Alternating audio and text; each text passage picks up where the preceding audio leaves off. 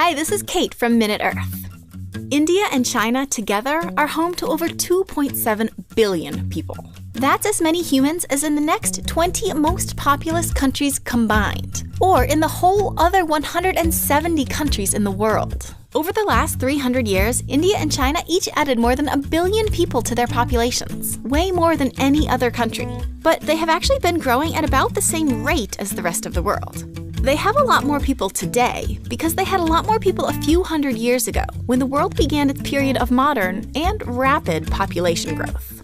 It's like comparing a big bank account and a small one. If they both grow at about the same rate over many years, the big one gains a lot more money, simply because it started with more. So the billion-dollar, or billion-person question is, why did India and China have so many people when they started their rapid growth?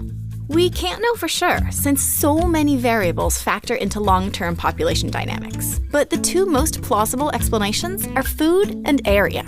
Having lots of fertile land and good access to fresh water makes it possible to grow lots of food, which in turn makes it possible to nourish a lot of people. Even today, the 10 most populated countries in the world all have a relatively large amount of farmland. And Asia, and in particular South and East Asia, has tons of farmland, lots of river valleys, and the ability to grow food year-round. Plus, domestication of plants and animals essentially started in Asia, giving populations an early leg, or wing, up. As such, Asia's been the most densely populated region of the world for a really long time. Area matters too. Countries like Pakistan and Bangladesh may be filled with farms and densely populated, but because they're smaller in area than India and China, they simply cannot contain as many people. Of course, a few other things happened in India and China in the last few thousand years. Some of them helped the populations grow, and some of them shrank the populations. But through it all, the large and fertile lands of India and China were able to sustain lots of people, such that when the era of modern population growth came around, they had a head start.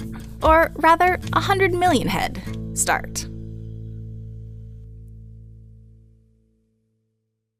This video was sponsored by the University of Minnesota, where students, faculty, and staff across all fields of study are working to solve the grand challenges facing society. The Minnesota Population Center is helping demographic researchers explore past and current trends in world population. The Global Landscapes Initiative is working to figure out how to keep feeding the world's growing population without harming the planet. And the IPPM's Terra project integrates global population data with data on the environment to better understand how humans transform ecosystems and how ecosystems transform humans. Thanks, University of Minnesota!